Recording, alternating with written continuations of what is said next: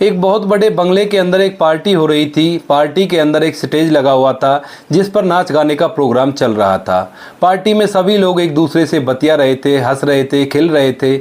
तभी पार्टी ख़त्म होने का टाइम हो जाता है।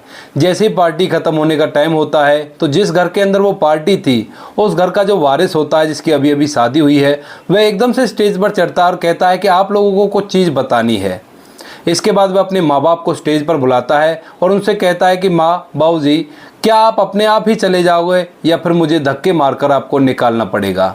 उसके बाद उसके माता पिता जैसे इस बात को सुनते हैं तो वो एकदम से कहते हैं कि बेटा ऐसा क्या हो गया। तो वह लड़का कहता है कि माँ, बाबूजी, अब से तुम्हें भीख मांगकर खाना पड़ेगा।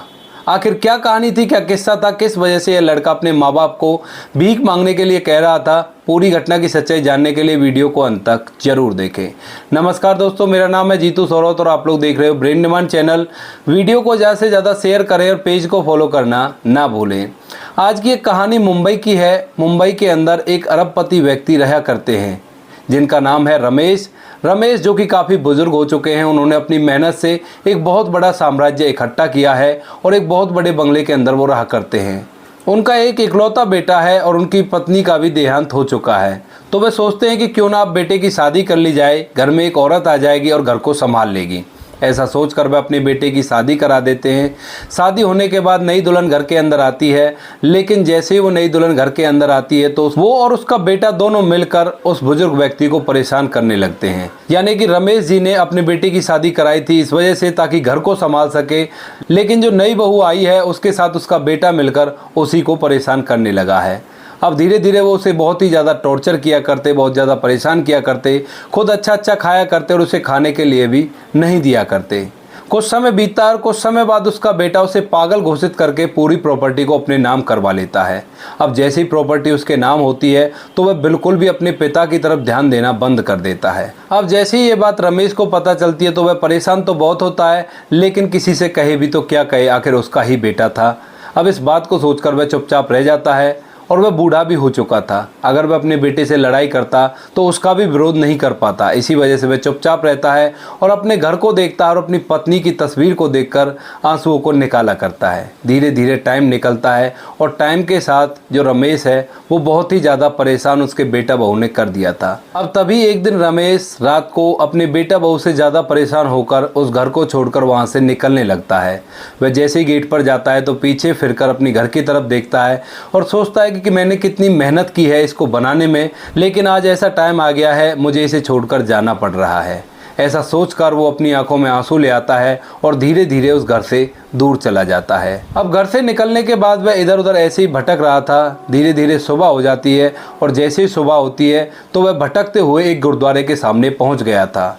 वहाँ पर वह देखता है कि गुरुद्वारे के बाहर काफ़ी लोग लाइन लगाकर बैठे हुए हैं और वो लोग भीख मांग रहे हैं। उन्हें देखकर रमेश को लगता है कि ये अपनी ज़िंदगी किस तरह से बिता रहे हैं, क्योंकि उसने अपनी ज़िंदगी मेहनत करके पैसा कमा के बिताई थी, लेकिन ये चीज़ उसके लिए नहीं थी। वह देखता है कि ये लोग अपनी दिनचर्या किस तरह से बिताते हैं, आखिर ये भी तो इंसान हैं, तो मैं भी इन्हीं की तरह अपनी ज़िंदगी को बिताऊँगा।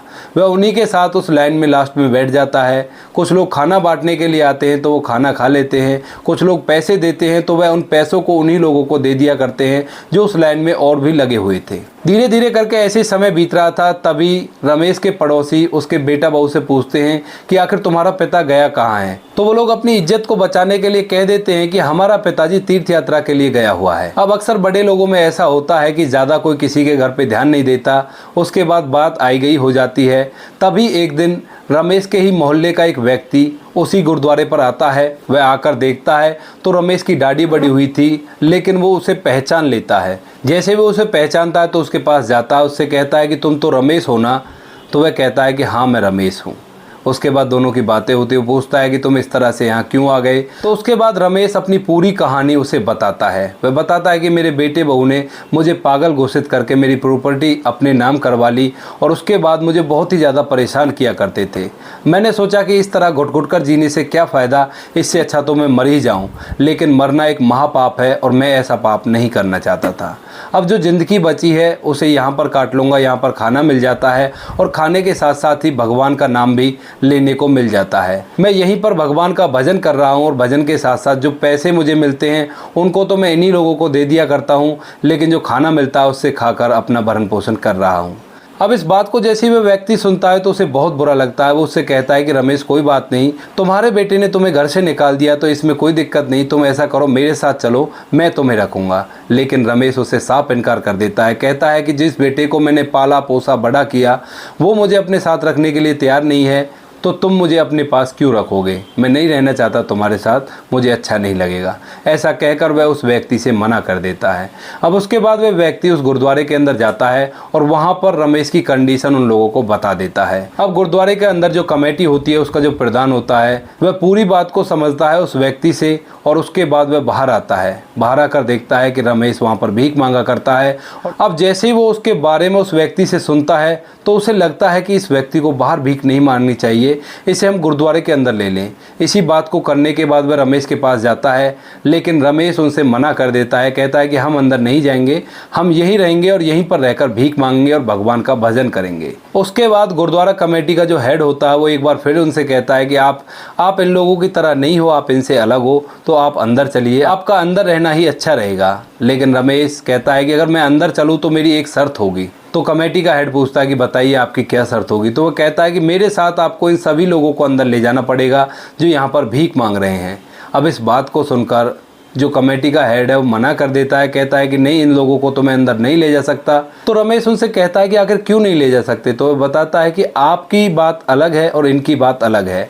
ये यहाँ पर पैसा कमाने के लिए बैठे हुए हैं और आप यहाँ पर मजबूर होकर बैठे हुए हैं। आपने देखा भी होगा जब रात का समय होता है तो ये लोग यहाँ से चले जाते हैं। जो भी पैसा दिन भर ये भीख में मांगते हैं, कोई खाना पीना जो भी मांगते हैं, उस सब को लेकर शाम को ये यहाँ से चले जाते हैं। तो इन लोगों का तो ये धंधा है, लेकिन आपकी ये मजबूरी है, तो आप इस गुरुद्वारे के अंदर चलो और वहाँ पर आराम से अपनी ज़िंदगी को बिताओ। आप ये मत समझना कि हम लोग आप पर एहसान कर रहे हैं, हम लोग आपको कुछ ना कुछ काम देंगे, आप उस काम को करना और साथ में गुरुद्वारे में रहने का आपका इंतजाम हो जाएगा। और आप चाहो तो वहाँ पर भजन भी कर सकते हो, भगवान की भक्ति भी कर सकते हो। अब इस बात को सुनकर रमेश तैयार हो जाता है। वो कहता है कि चलो अच्छी बात है, और वह गुरुद्वारे के अंदर जाकर अपना जीवन व्यतीत करने लगता है। अब जो व्यक्ति जिसको रमेश मिला था वह उसके बेटे के पास जाता है और उसे खरी खोटी सुनाने लगता है। उस पर बार बार ताना मारने लगता है कि जिस बाप ने तुझे पैदा किया, बड़ा किया, इस लायक किया, और तूने उसके साथ ऐसा किया। अब इस बात को जैसे ही उसका बेटा सुनता है तो वो कहता है कि मुझे ज्ञान देने की ज़रूरत नहीं है, जैसा मुझे अच्छा लगेगा मैं वैसा ही करूँगा, और भूलो मत मैं अब करोड़ों का मालिक हूँ, तो अगर मुझसे तुम उल्टा सीधा बोलोगे तो मैं तुम्हें पुलिस में पकड़वा दूंगा। अब इस बात को सुनने के बाद वह व्यक्ति भी शांत हो जाता है, लेकिन आने के बाद वह पूरे मोहल्ले में इस बात को बता देता है कि इसने अपने पिता के साथ ऐसा किया है, उसे पागल घोषित करके उसकी पूरी प्रॉपर्टी को हड़प लिया और उसके बाद उसे इतना दुखी किया कि वह जाकर गुरुद्वारे पर भीख मांगने लगा है। यह बात मोहल्ले में सभी की ज़बान पर रह जाती है, सभी के दिमागों में बस जाती है। अब दोस्तों धीरे धीरे समय बीतता है और समय बीतने के साथ जो रमेश था, जो कि गुरुद्वारे में रहा करता था, उसकी मौत हो जाती है। अब मौत के बाद गुरुद्वारा कमेटी के द्वारा उसका अंतिम संस्कार कर दिया जाता है। अब इसके बाद समय अपनी करवट लेता है और करवट लेने के साथ साथ ही उसके बेटे को और उसकी बहू को एक बेटा हो जाता है। अब बेटा धीरे धीरे बड़ा होता है तो वो उन सभी बातों को सुनते हुए बड़ा होता है जैसा उसके पिता ने अपने पिता के साथ किया था। उसे पता चलता है कि उसके दादाजी को तुम्हारे माँ बाप ने भीख मांगने के लिए मजबूर कर दिया था। धीरे धीरे बेटा बड़ा होता है, बड़ा होने के साथ साथ ही वो 20 साल का हो जाता है। अब जैसे ही वो 20 साल का होता है तो उसके माता पिता उसके लिए एक लड़की ढूंढते हैं और लड़की ढूंढकर उसकी शादी करवा देते हैं। उसकी शादी होती है और शादी के बाद रिसेप्शन की पार्टी उनके घर में चल रही थी। रिसेप्शन की पार्टी जैसे वो दे रहे थे तो सभी जानने पहचानने वालों को उन्होंने बुलाया था। बुलाने के बाद पार्टी चल रही थी, एक स्टेज लगा हुआ था जहाँ पर नाचने गाने का प्रोग्राम था।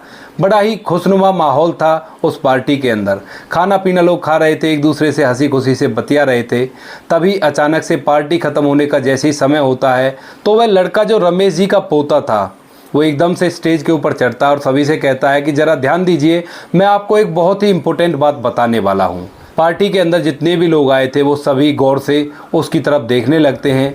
अब वह लड़का अपने माता पिता को स्टेज के ऊपर बुलाता है, कहता है कि मम्मी पापा आप ऊपर आओ, आपके लिए एक सरप्राइज है। अब जैसे ही उसके माँ बाप ऊपर चढ़ते हैं तो वह उनसे कहता है कि माँ बाबूजी अब आप ये बताओ, आप अपने आप ही चले जाओगे या मुझे धक्के मारकर निकालना पड़ेगा। अब इस बात को जैसे उसके मम्मी पापा सुनते हैं और जो भी पार्टी में लोग आए थे वो सुनते हैं तो सभी एकदम से हैरान हो जाते हैं और सोचते हैं कि ये कह क्या रहा है।